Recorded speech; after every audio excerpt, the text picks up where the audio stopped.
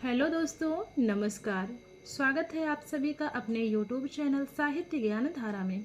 आशा करती हूँ आप सभी लोग स्वस्थ होंगे एवं अपनी तैयारी में लगे होंगे। जिस भी साथी का टेट का एग्ज़ाम चल रहा है, जिनकी परीक्षाएं होने वाली हैं या जिनकी हो रही हैं, सभी को बहुत बहुत शुभकामनाएं। हम लोग आदिकाल से प्रश्नोत्तरी कर रहे थे, जिसमें हम लोगों ने 30 प्रश्न कर लिए थे। आज उसके आगे हम लोग देखेंगे। तो चलिए शुरू करते हैं आज की वीडियो बिना किसी देरी के। प्रश्न है, डॉक्टर गणपति चंद्र गुप्त ने हिंदी का प्रथम कवि किसे माना है? अब्दुल रहमान को, शालिभद्र सूरि को, सरहपा को या फिर स्वयंभू को? तो गणपति चंद्र गुप्त ने माना है शालिभद्र सूरि को। प्रश्न है, हजारी प्रसाद द्विवेदी के अनुसार अब्दुल रहमान का रचना काल है 10वीं सदी, 11वीं सदी, 13वीं सदी या फिर 12वीं सदी? तो इसमें हमारा तीसरा विकल्प 13वीं सदी बिल्कुल सही है। प्रश्न है, राहुल सांकृत्यायन के अनुसार सरहपा का रचना काल है 769, 869, 693 या फिर 993? जिसमें पहला वाला विकल्प सही है 769 ईस्वी। और ये प्रश्न बंगाल टीजीटी परीक्षा में इस बार पूछा गया था। चलिए आगे देखेंगे। राम कुमार वर्मा के अनुसार स्वयंभू का रचना काल है 769, 869, 693 या फिर 993? तो इसमें हमारा तीसरा विकल्प 693 ईस्वी बिल्कुल सही है। अगला प्रश्न देखेंगे, हिंदी में पहली बार 12 मासा का वर्णन किस रासों में हुआ? परमाल रासो, खुमाड़ रासो, बीसलदेव रासो या फिर हम्मीर रासो? तो इसमें पहला विकल्प बीसलदेव रासो बिल्कुल सही है। अगला प्रश्न है, बीसलदेव रासो मूलतः काव्य है हास्य रस प्रधान, करुण रस प्रधान, शांत रस प्रधान या फिर श्रृंगार रस प्रधान? तो श्रृंगार प्रधान माना जाता है। चलिए अगला प्रश्न देखेंगे। अगला प्रश्न है, शिलाओं पर लिखित प्रथम चंपू काव्य है? विकल्प है राउल वेल, चंदनवाला रास, उक्ति व्यक्ति प्रकरण या फिर शब्दानुशासन? इसमें हमारा पहला विकल्प राउल वेल बिल्कुल सही है। अगला प्रश्न है, चंदन वाला रास में कितने छंद हैं? 105, 68, 35 या फिर 22? तो चंदन वाला रास में कुल 35 छंद हैं। बात करेंगे अगले प्रश्न की, कौन सा विकल्प सुसंगत नहीं है? कबीर परिचय अनंत दास की बिल्कुल सही है, ज्ञान समुद्र सुंदरदास की, ज्ञान दीपक दरिया साहब की, ज्ञान बोध रामानंद? यही हमारा चौथा विकल्प इसमें जो है गलत है। ज्ञान बोध रामानंद का नहीं है। अगला प्रश्न है, आचार्य रामचंद्र शुक्ल ने रासो शब्द के लिए रसायन शब्द किस रासो ग्रंथ में बार बार आना बताया है? परमाल रासो, खुमाड़ रासो, बीसलदेव रासो या फिर हम्मीर रासो? तो तीसरा विकल्प बीसलदेव रासो। अगला प्रश्न है, नरोत्तम स्वामी ने रासो शब्द की उत्पत्ति किस शब्द से मानी है? रसायन, रसिक, रास या फिर राजसूय? तो रसायन से तो शुक्ल जी ने माना है, सभी को पता है। तो नरोत्तम स्वामी ने माना है रसिक से।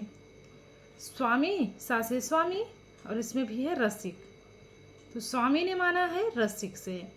अगला प्रश्न है, किस आलोचक ने रासो शब्द की उत्पत्ति संस्कृत के रासक शब्द से मानी है? आचार्य शुक्ल, हजारी प्रसाद द्विवेदी, नरोत्तम स्वामी या फिर गारसादत्त तासी? तो हजारी प्रसाद द्विवेदी इसमें हमारा दूसरा विकल्प सही है। बात करेंगे अगले प्रश्न की। हमारा अगला प्रश्न है, हम्मीर रासो के रचयिता कौन है? नरपति नाल, दलपति विजय, शारंगधर या फिर नल सिंह? तो इसमें तीसरा विकल्प शारंगधर बिल्कुल सही है। अगला प्रश्न है, नाथों की संख्या कितनी मानी जाती है? 84, 52, 9 या फिर 51? तो 9 नाथ माने जाते हैं। अगला प्रश्न है, उलटबासी काव्य शैली किन संतों की थी? नाथों की थी, सिद्धों की थी, जैनों की थी या फिर सूफियों की? इसमें हमारा दूसरा विकल्प सिद्धों की बिल्कुल सही है। प्रश्न है, सिद्धों की संख्या मानी जाती है 84, 52, 9 या फिर 51? तो सिद्धों की संख्या कुल मानी जाती है 84 और नाथों की 9 मानी जाती है।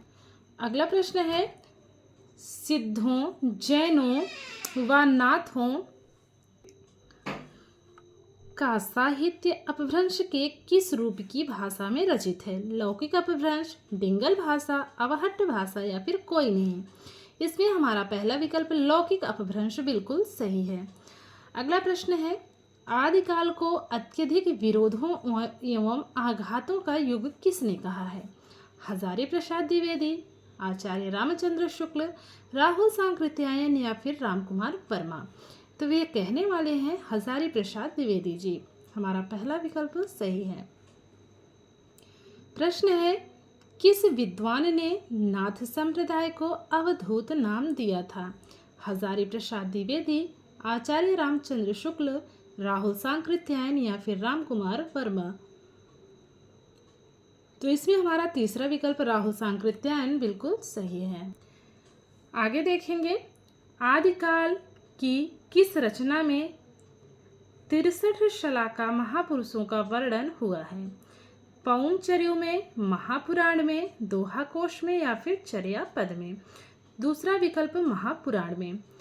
बात करेंगे अगले प्रश्न की। अगला प्रश्न क्या कह रहा है, निम्नलिखित में कौन सा रासो काव्य आल्हा खंड के नाम से भी जाना जाता है? हमीर रासो, परमाल रासो, विजयपाल रासो या फिर खुमाण रासो? तो इसमें हमारा दूसरा विकल्प परमाल रासो बिल्कुल सही है। अगला प्रश्न है, कृष्ण गीतावली के रचयिता कौन है?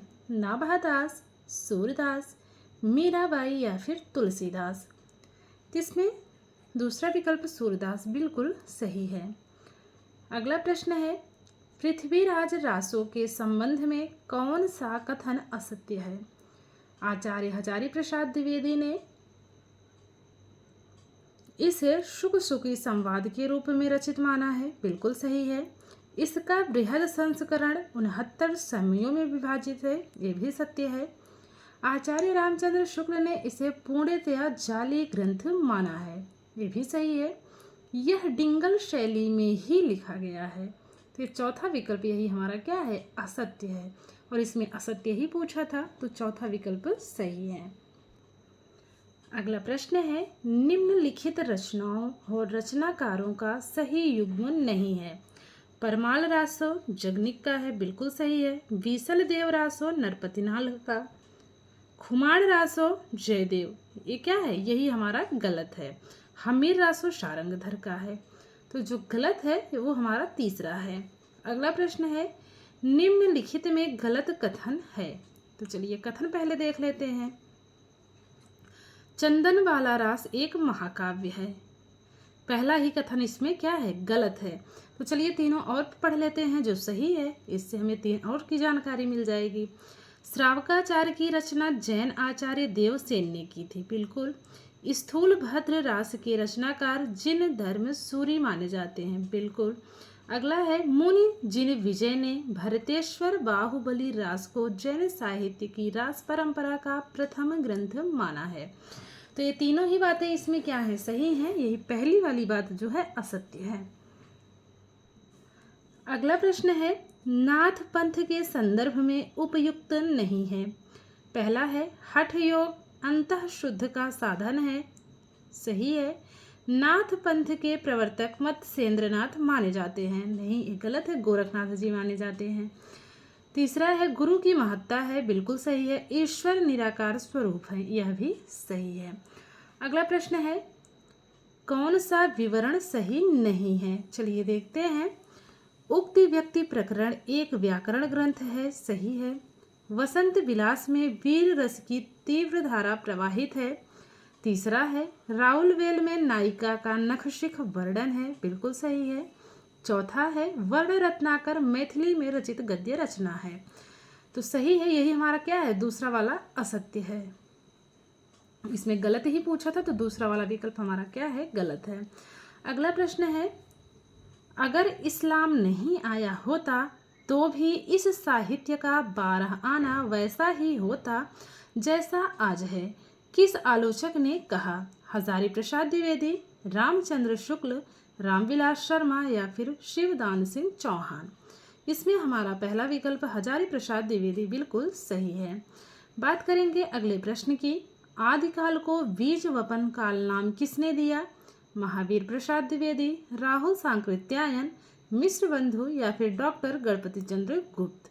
इसमें पहला विकल्प महावीर प्रसाद द्विवेदी बिल्कुल सही है।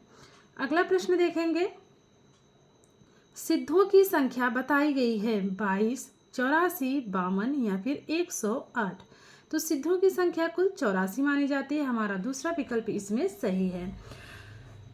तो आज जो है हम लोगों ने फिर से 30 प्रश्नों को हल किया, 30 प्रश्नों को हम लोगों ने किया और आशा करती हूँ आप लोगों को वीडियो ज़रूर पसंद आएगी। अगर वीडियो पसंद आ जाए तो ज़रूर आप लोग लाइक कीजिए, कमेंट कीजिए और अपने दोस्तों को भी ज़रूर चैनल से जोड़िए। और इसमें जितने भी प्रश्न हैं सब परीक्षा की दृष्टि से अत्यंत ही महत्वपूर्ण हैं। प्रश्नों का संकलन इसमें बहुत ही अच्छा किया गया है। कल हम लोग देखेंगे भक्तिकाल से संबंधित महत्वपूर्ण प्रश्नों के बारे में।